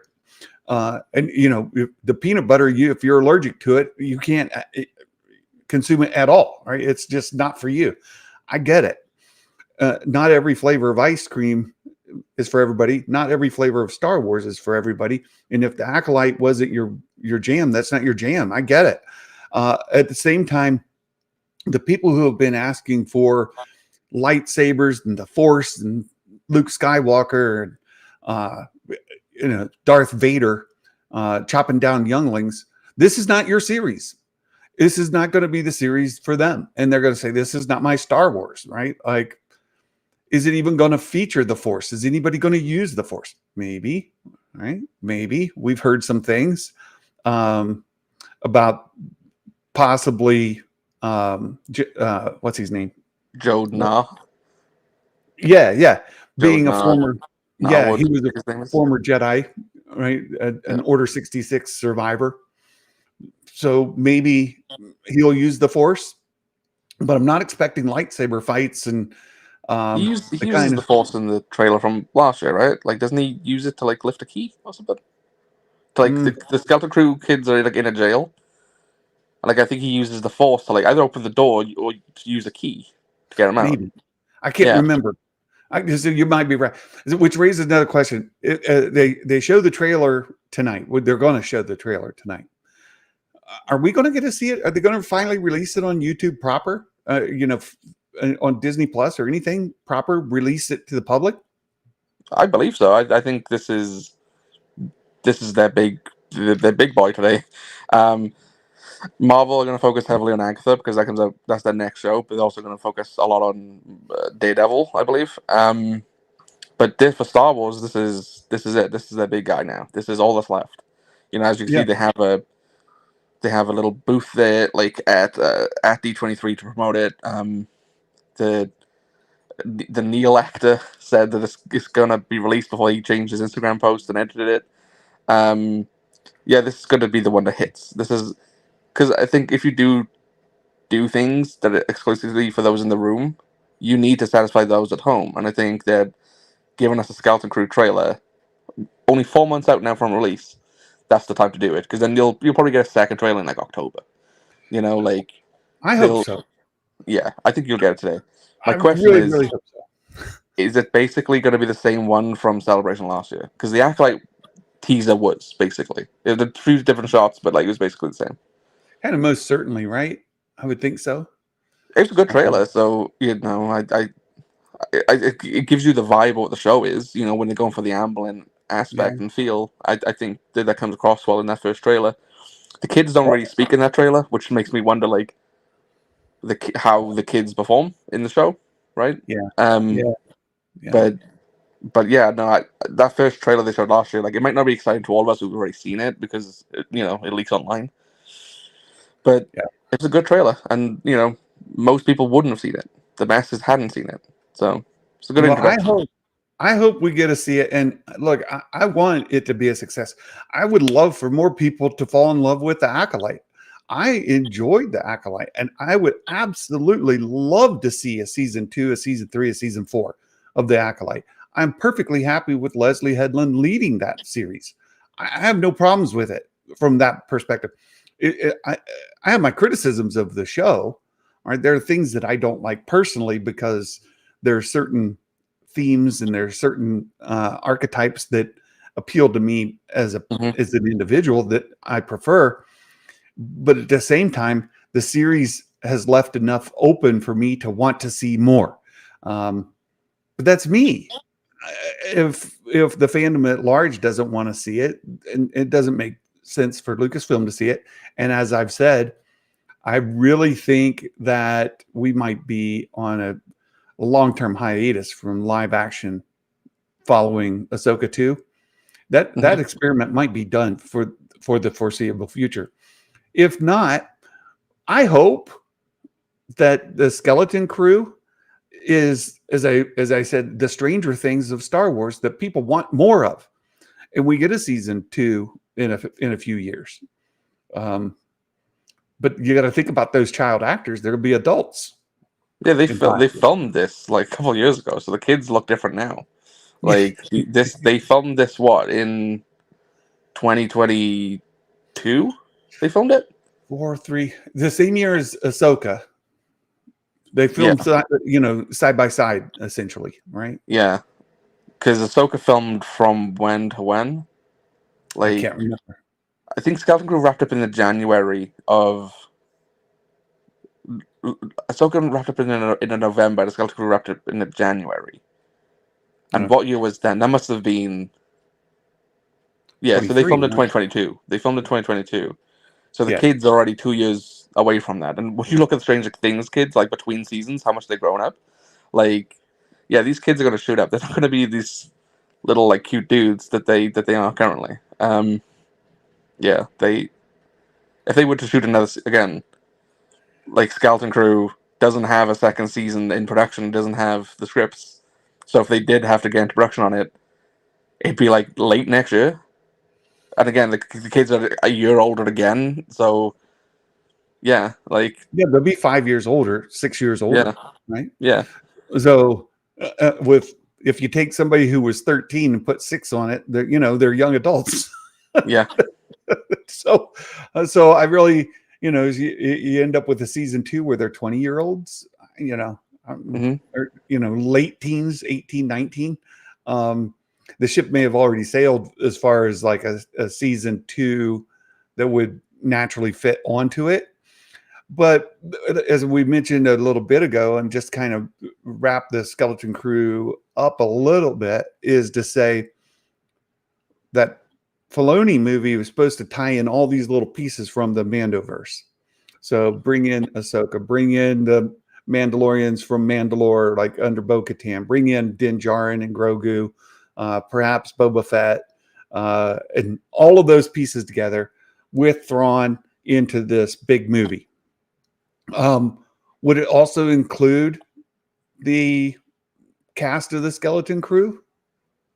Well, I think that's where we are now, though. I think like if Skeleton Crew doesn't perform, Mhm. like then they can easily decide not to do it, But like if it does do well and there's a character or two that really stands out that captures the public, like they could do it. They could tie them in some way. But I think again that Dave Filoni movie is a few years out. There's Yeah. a lot of time. So if this doesn't do well, they can be like, well, we can just pretend like it didn't really happen, essentially. Yeah, if Um, it depends how integrated this story is into the other yeah, stories that already exist. Like there was speculation at one time that this was going to tie into Peridia, for right. example, because they were going to a strange portion of space. Well, strange to them doesn't mean that it's dangerous portion of space. Yeah. Doesn't mean it's in Peridia. It could just mean that it's near Tatooine. Who knows, right? It could be anywhere. And we don't know that they're going to run into Thrawn or they're going to run into anybody like that. I would think that's highly unlikely. Just for a fun speculative question, do you think they'll try to shoehorn Grogu into this show just to have more merch sales? I would try and shoehorn Grogu and Din in this just for viewership wise. Like we've obviously, when we talk about like numbers and viewership on this show, there's always a boost when you get a cameo. Boba Fett like puts Din in it, and boom, you got like 3-4 million more viewers. Like you put Din and Grogu in this in the middle of it, towards the end of it, boom, new viewers. They'd be smart to put Din and Grogu in this. Like the kids are missing. Hire Din Djarin to be the one to help find them. Like that would seem like a smart move. You don't need Pedro on the set, so it's not exactly super expensive. Yeah, that's what I would do. But who's to say that does or doesn't happen? Like I have no idea. But like, yeah, I would have done it. Yeah, I know very, very little about the outline of the show, other than the publicity stuff that they've put out there. And Lucasfilm marketing isn't exactly the hallmark of marketing. No. So just leave it there. Real quick, D23 schedule is sort of what it looks like. What's going on today? What's going on over the weekend? We've got it's already kicked off by now, and we've got some things going on now-ish, 9, 10. Yeah, this one just wrapped. Well, it's not wrapped up yet. The Phineas and Ferb deal, and this is what's going on like now-ish, and then in just a little bit, we're going to get a bunch of stuff around Mickey Mouse and some National Geographic stuff, some Disney, Toy Story, stuff like that. But then comes the big headline. We got Disney Princess Concert, Goofy movie stuff, Walt Disney Treasures. Disney Princess Concert is definitely the headline show. Oh, yeah. This will be full because nobody will want to be here. Nobody wants to go to that panel. It's all about the Disney Princess panel. This Disney Entertainment Showcase is the headline of this entire D23, in my opinion. Yeah, it is. Yeah. So 7 p.m. to 9 p.m. Pacific, adjust for where you live from there. This is where we're expecting everything to happen. The bulk of it will happen tonight in this time frame. Movie announcements, series announcements, trailers, all of it tonight. And you got to remember, this is Disney. So we're going to have Marvel stuff. We're going to have Disney stuff, maybe an update on the Disney live action movies, all kinds of stuff like that, right? Felonious D, he's already lined up for the Disney Princess concert. We've been wondering where Jason's been. I think it's quite clear where Jason is, right? He's in line for the Disney Princess concert. He's not here to defend himself, so that's definitely where he is right now. I heard Felonious D paid him a visit recently, and I haven't heard from him since. So I don't know what happened to Jason. Well, I think it's confirmed. He's in line for the Disney Princess concert. It's quite clear. I think he's starring in the Disney Princess concert, to be honest. Disney Princess concert starring Making Star Wars. He's gonna walk out as Elsa in a little blonde wig. It's gonna be amazing. It's gonna be amazing. Jason is a Disney princess. See, this is what happens when you're not here to defend yourself. That's just what way it goes.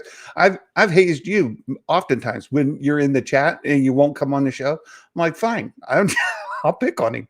Yeah, you can pick on me. It's all good. I don't mind. It's good. Tomorrow, we've got some.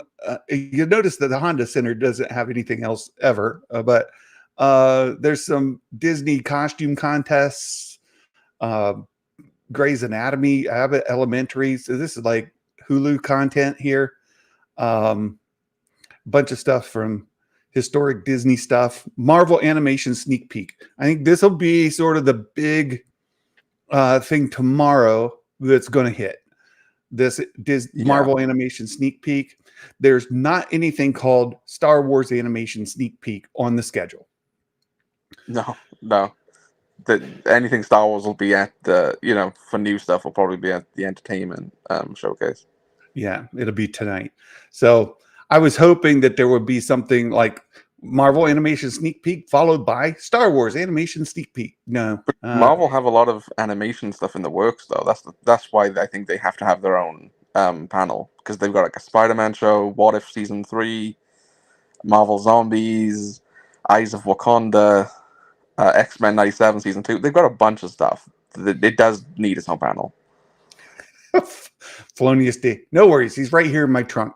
Jason wants some lotion. No. Oh, funny. Tomorrow afternoon, evening is Percy Jackson. I enjoyed season 1 of Percy Jackson. I'll be looking forward to more of that. I've read the books, so that'll be good. It's one of the few hits they've had outside of the Marvel and Star Wars projects. So it's a good thing that they're keeping a focus on it. It does really well for them. Yeah, promoting diversity in content. Yeah, Marvel, Star Wars, Disney. It's diverse content. He's gonna stop promoting the Bears, and you're gonna be really intrigued by that. Jason liked it. He watched it all. He liked it. I'll never forgive you for that. I told you. I know what you like now. So my recommendation to you is Abbott Elementary. So we've got some. Stay tuned. You're watching the Disney Channel. Whatever. There's a bunch of Pixar stuff, different things, animation greats. This is again a look back. There's nothing Star Wars on the calendar for tomorrow, and then Sunday.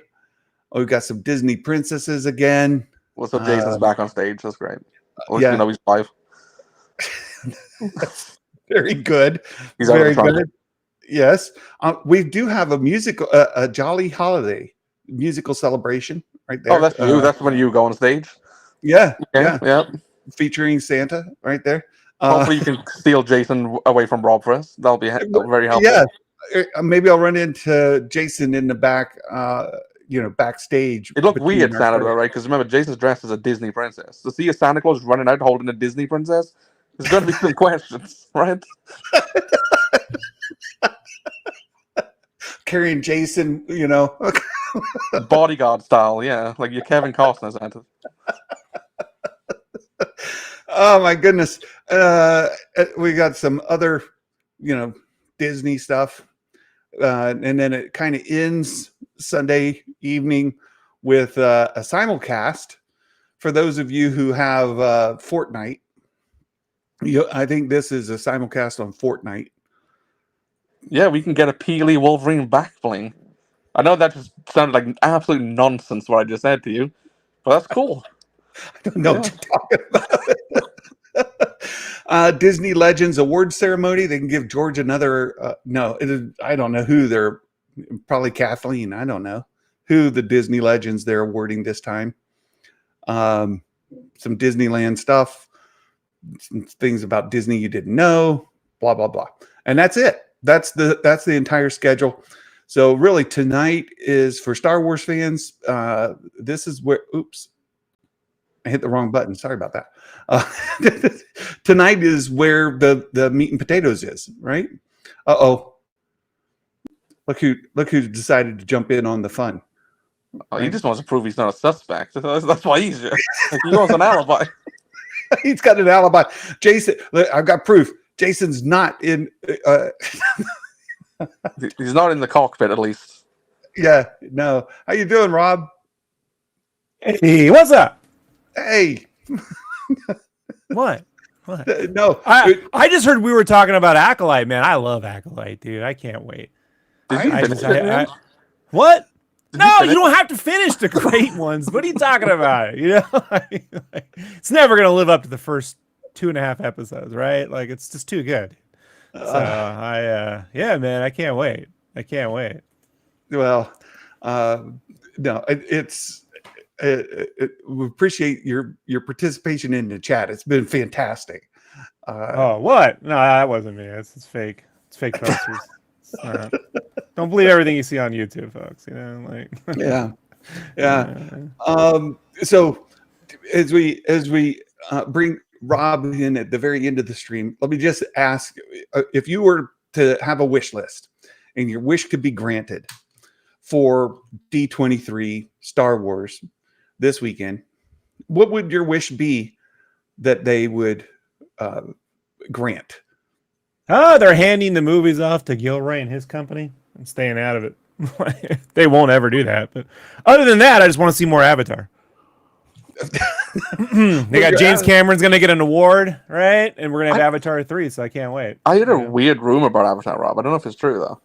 That there's going to be a 4-hour like re-release of The Way of Water.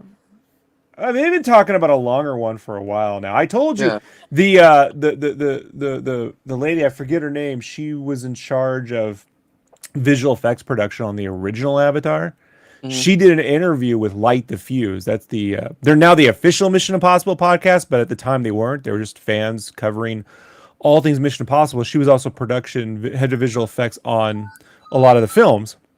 She said when she came on Avatar, that the original cut of that pre-viz was close to 7 hours of the first film. And this is before Snyder made that post, which is why, or that comment, you know? So it was like, I was like, that actually, that's straight from her, you know? And so Cameron he really does like to craft because it's, you know, it's just actors and blue screen. So he can, you know, shoot a lot and then edit down, you know what I mean? It's not the same thing as, there's no one way to make a movie. I mean, the Mission Impossible films all shot virtually without a script the last 10 years. So that doesn't really, matter. What matters is that they know how to make a film.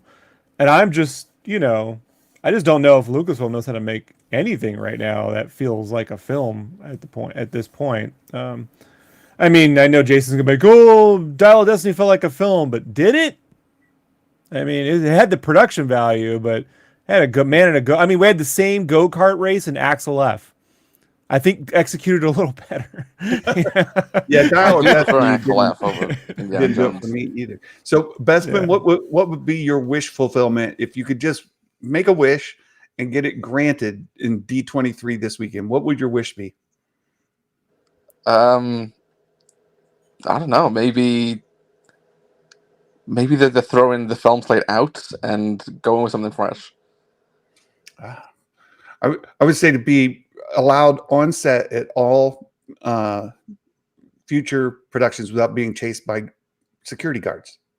Right? Oh yeah. Just, that's never give happened. me a buggy just so I can have a race with them. They know who all you people are. I'm telling you, they know. Oh, they definitely know. Oh, they definitely know. They definitely know. For me, it would be an animated series following Return of the Jedi. Easy one. A full-blown, you know, to cover the time period, multi-season, give us 7 seasons of after post Return of the Jedi. You know they'll just turn it into an Ewok show, Santa. We already did that in '83. You wanna do more of that? Yeah. As long as it had words, I'll be all right. Yeah. You say that, and then it comes out, and you're like, oh, I shouldn't have. Like the Red Letter Media guys talked all that. They should get JJ and blah, blah, and then it all happened, and they're like, oh, no. Maybe we shouldn't have joked about that. You know, maybe we shouldn't have joked about that, you know. I'm reminded of, you know who Drew McWeeny is? Do you know who Drew McWeeny is, Santa? No. He's a longtime film news critic, whatever. He used to be on Ain't It Cool News as a guy named Moriarty, right? And J.J. Abrams had this Superman script called Flyby that was going to get made by Mick G. And Drew got a hold of like the first, what they would call like a first draft, right? And spoiled it on Ain't It Cool News. And it basically, Lex Luthor turned out to be a Kryptonian in that film. in that initial draft, and he basically, the internet kind of helped sort of get the movie canceled in a way. Like I think it got to the director. The director says he didn't want to fly. I don't buy it. I think they got cold feet based on the internet reaction at that time. And then when Superman Returns comes out, Drew McWeeny, first thing he said is, I should have just stayed out of it. I should have shut up, because whatever he read in that draft was definitely a better film than what Superman Returns ended up being.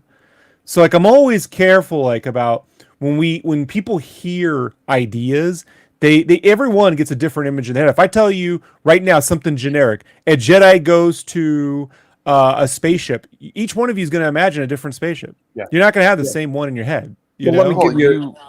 You're the one pushing for a Mandalorian film, right? And then you before. I said right after season 2. Like, I want to be very clear, right? Like I didn't say like after, Well, let me throw out like the wish, and I've heard Meg say this many times. I've seen it on Twitter many times. Is a Book of Boba Fett season 2, a Boba Fett season 2. I keep hearing this over and over again. Well, that's because people have in their minds what they want to see in a season 2. What if season 2 is like season 1 revisited? Yeah, it's most likely will be, because you got to remember it's made by the same people. Very rarely, Santa, do the same people make something totally different than the last thing they did. It can't happen. Mangold, I call him Man. I love Mangold. Mangold made that studio-driven Wolverine movie, right? And then he made Logan. He has the ability to flip, from one to the other. Yeah. So it can, like Spielberg can do Jurassic Park and Schindler's List. That's very difficult to do creatively, just to get your head around that. Lucas can do Howard the Duck. He didn't actually direct that. Let's be fair, but he didn't actually direct. He did say he would direct it. He made the deal that he would direct it if it didn't get finished. But like whatever. I'm very wary about people like imagining things, You really have to like take what's completed. Like we all imagine what the Acolyte would be. Nobody thought there would be a song called The Power of Many, right? No one thought that was, whether you like it or not, nobody predicted that. Right. So you just can't, like I'm not being mean. I'm just saying you can't predict, art, really. Yeah. And nobody thought when Andor got announced we'll have a hit song called Bix, Hottest of All the Star Wars Chicks, either. Yeah, I know, right? I mean, that trended on SoundCloud for like 5 minutes. All right, guys, I have got to wrap it up, but I've got a Mike Porter dad joke. And as you guys know in the chat, if you put in chosen pun, then you can find out the Mike Porter link to his Twitter account where you can follow daily dad jokes that are not always Star Wars related. Neither are they always good, but that's the point of dad joke. Right? I know the feelings, Hannah. That's sort of the point of it. But Mike Porter gave us a Star Wars dad joke for today. It says, what do you call a cooking pan that's powered by the internet? A cooking pan that is powered by the internet? Would it be an Ewok? Oh, he's using the E. Man, you could really pinpoint his age, can't you? Right? Hey. E-machines, right? Like we're doing that. Exactly. Millennials don't even remember E-machines. Come on. They remember I things. They're I things. E things. Come on, man. Right. It's evolved to I. Right, like you got to know what a Packer Bell is to know what an E thing is. You got to know what MMX is to know what an E thing is. I get it. I was like, oh, I got it. It's an E. Yeah, well, Throwing kills. Where's my BlackBerry? Let me. Santa still gives toys to the Dell guy, because he cares,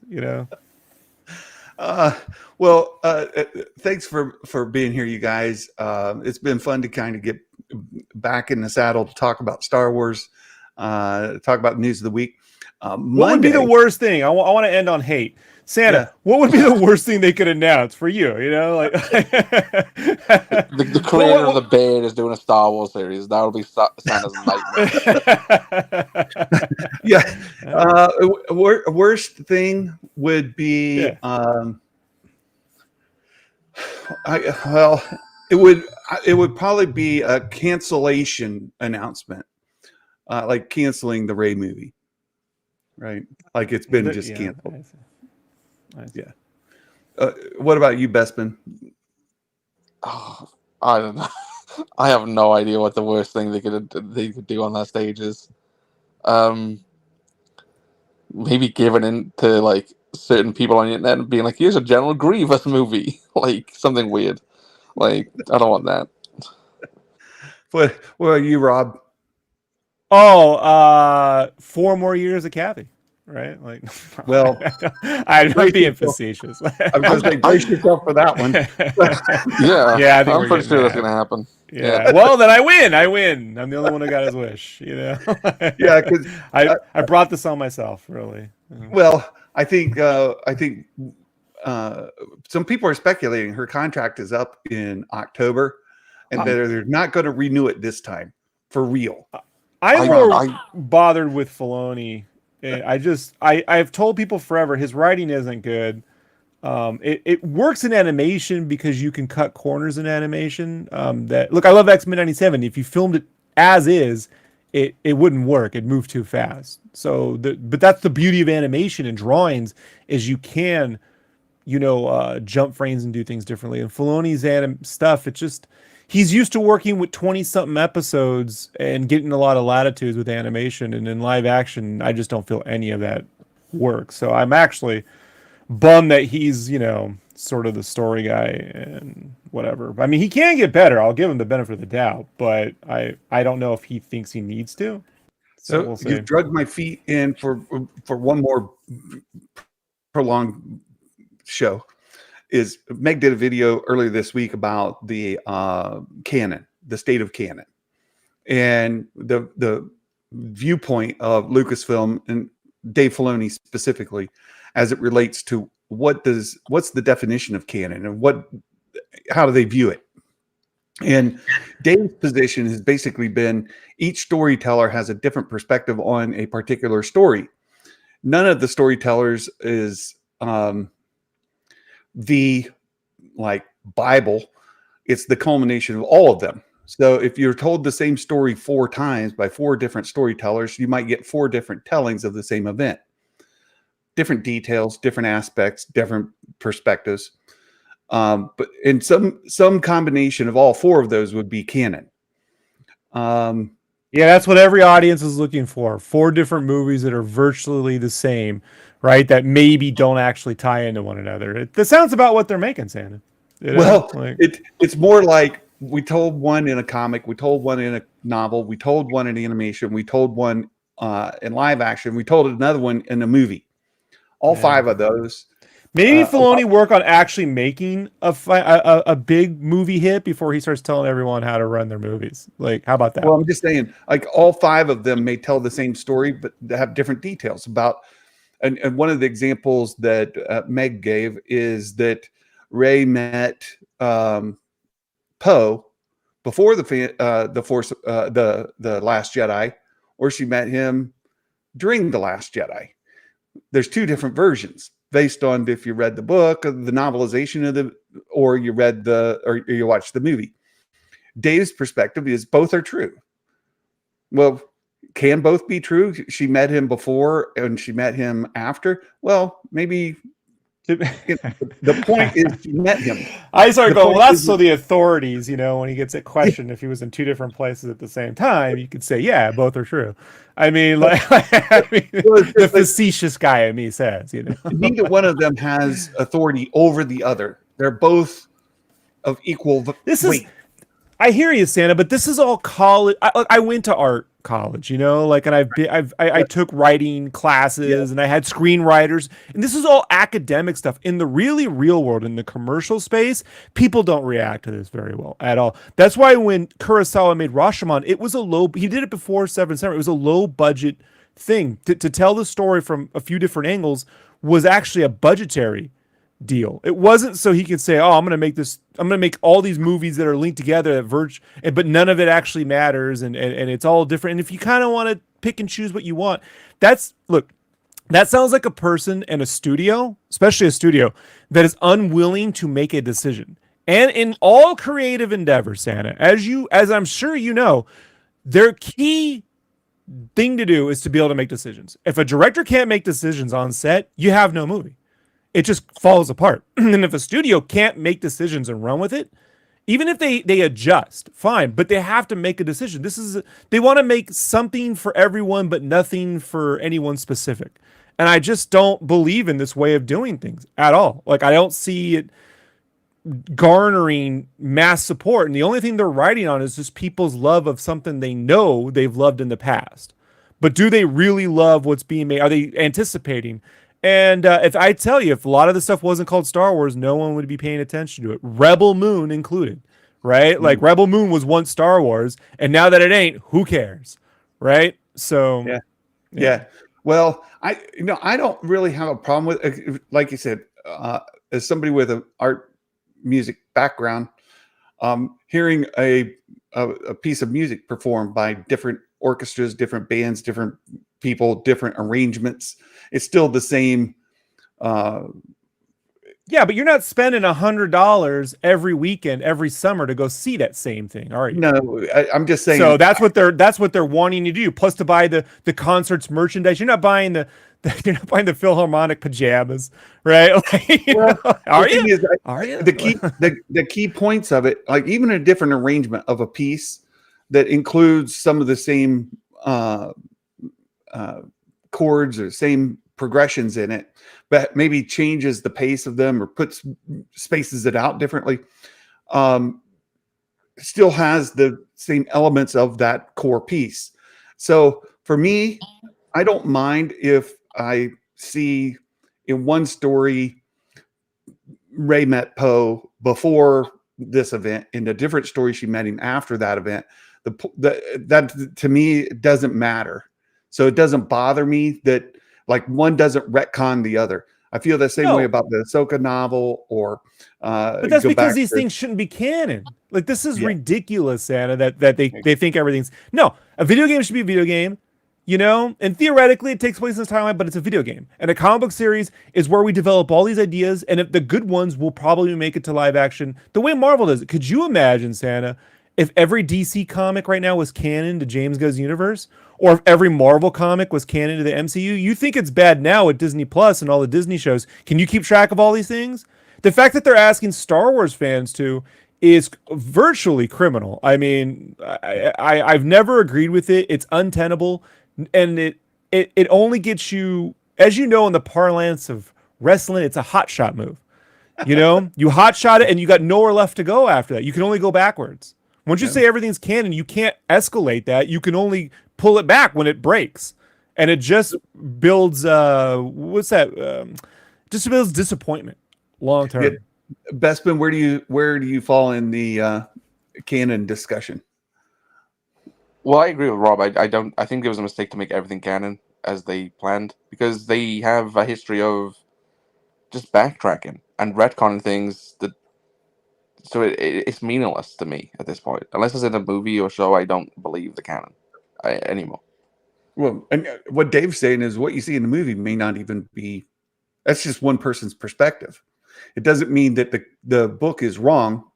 Maybe the book is right. The movie's wrong. Yeah, this isn't real. Excuses, though, doesn't it? It's also, look, man, how do I say this? I've worked with guys like Dave Filoni. It's a real smart ass thing to say. It means you're kind of being smarmy and you're kind of like, I'm being clever. It's not clever. It's really a bad idea. Do the football game, the games that you play in football that season count that season, or does everyone sort of win? Which is it? It's not the same as the sporting event, right? It's no, but people have expectations to go to a film and it matter compared to the last one they said. And when they don't, they get let, unless it was a colossal loss. Like, you can move on from Star Trek 1. Look, remember when Bryan Singer made Superman Returns, and then he wanted to make a sequel to that, And he kept saying, well, in Star Trek, because he's a big Star Trek fan, he goes, in Star Trek, the first one wasn't that great, but the second one was. I'm like, so what, you intentionally made like a Star Trek 1? You know what I mean? Like, how did that work out for Star Trek? Like, it was a miracle Star Trek 2 was good, but that was because Nicholas Meyer saved everybody. You're no Nicholas Meyer. Like, these are stories from a long time ago. But they're smart. But Filoni is Singer's age, so they're of peers in a way. And I'm saying that it's a bit of a wise ass thing to say. It's just you're trying to sound a little smart. It goes to storytelling, like across human history. Like there's variances that happen between the different storytellers of the same thing. Different things are augmented and some details change, but the essence of the story is still the same, whether it's I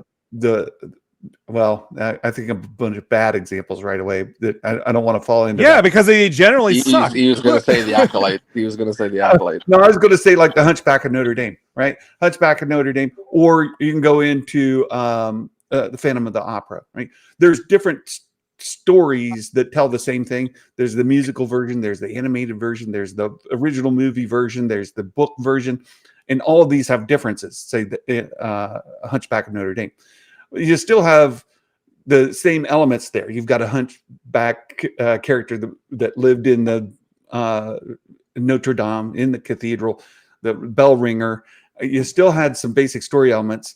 How it plays out is different from story to story, but you still end up with the Esmeralda. What he's really doing, Santa, what he's really doing, in my opinion, is he's just trying to like toe that line Lucas has been trying to toe since '83, when Lucas tried to pretend like Luke and Leia were always going to be brother and sister. So he wrote certain point of view, and Vader, all that stuff. It's just certain point of view stuff. It's not the Vader killed his father thing. It's the Luke sister thing. Certain point of view. Well, I mean, and it's like, no, they weren't brother and sister. It was never that way. This is ridiculous, and they're just being little like clever about it, and they just won't own up that I changed my mind. Just own it. If you change your mind, change your mind. Own it, but don't play this game of, well, some of it is, some of it isn't. You make up your choice. No. I know that line from Big Trouble in Little China. It's like Chinese buffet. You take what you want and leave the rest. That does not, historically, has just never been proven to resonate with audiences that go to films. And what we're talking about is a big theatrical show. We want to get you out on the weekend with your kids to spend hundreds of dollars on popcorn buckets and merchandise and 2 to 3 hours of your time at the movie theater, including ads, to sit through this stuff.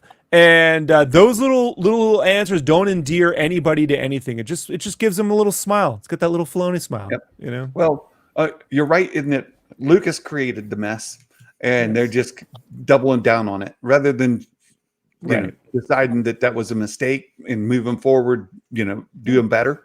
They're like, no, that's part of the charm of Star Wars, is that we make up stuff as we go. We change things because we feel like it. We changed our mind. Luke's not Leia's boyfriend. He's her brother. Wait, that's why she gave him a big old French kiss. That's why Luke is giving her that look at the end of A New Hope at the ceremonial scene, and she ain't giving him that look. She's giving Han the look, right? Well, and Han's like, I'm gonna give Luke the look. It's a weird. If you look at the looks, go to the end of ESP, right? Empire Strikes Back. Go to the end, and Luke and Leia are standing there looking out the window together, right? Yeah. He's got her in an embrace, and she's looking for Han, and they see the Falcon fly off. Right? So at that point, they still weren't brother and sister. Yeah. So this is whatever. I've got to wrap it up. I've gone 2 hours. This is my lunch break, so now I've got an hour to make up. So, but thanks again, Bespin. Thank you so much. Appreciate your stories. Appreciate the news that you post. I didn't even cover what you shared with us the other day. Did we already cover it? The IMAX thing, was it? I got to go back to the discussion we were having. It was about making profit for the first time. You broke down the numbers. Last year, Disney reported $500 million loss. This year, $47 million profit, comes after price hike, blah, blah, blah. So it's just more of the breakdown of that. You said Disney currently make between 1.3 billion to 2 billion a month with Disney Plus. We got to triple that, so rates are going up. Yeah. Yeah, so they were saying they're Welcome gonna to capitalism. yeah, they expect profits like next quarter because of price hikes and Yeah. You're gonna have to whatever wait else. 6 years for a sequel to that series you like, but the rate's going up every 6 months. So Yeah. All right, you guys. I got to call it. Thanks again. I appreciate it. And as I was going to say, Monday, I may do a stream to talk about the Disney Plus after the fact, or the D23 over the weekend. Aftermath. So I may do a bonus stream on Monday to talk about what we actually got. Today we got to talk about what we were expecting, sort of some speculation about what is reasonable. And we even talked about wish fulfillment, and Rob brought in the hate there at the end. Yeah, the hate. You can't have a Star Wars show without the hate. Come on, balance to the show. Balance to the show. You're just trying to help. I get it. Thank you. Peace. All right, we'll see you guys. Thanks for hanging out, and we will talk to you soon. Bespin, have a wonderful weekend, my friend. We'll catch you next time. You too, Santa. All right, bye. All right, you guys, thanks for being here. I truly, truly appreciate it. And until next time, my friends, Merry Christmas, and may the force be with you always. Bye-bye.